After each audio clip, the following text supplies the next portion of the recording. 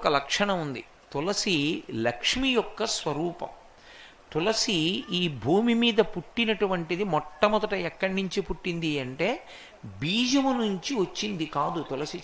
తులసి చెట్టు గింజల్లోంచి రాలేదు.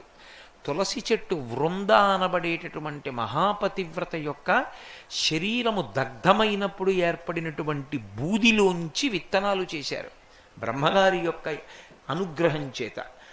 ఆ విత్తనములను చల్లితే అందులోంచి తులసి పుట్టింది. అందుకే అసలు తులసి కారణజన్మురాలు, లక్ష్మియే తులసిగా వచ్చింది. తులసికి ఒక్కదానికే ఒక లక్షణం ఉంది లోకంలో.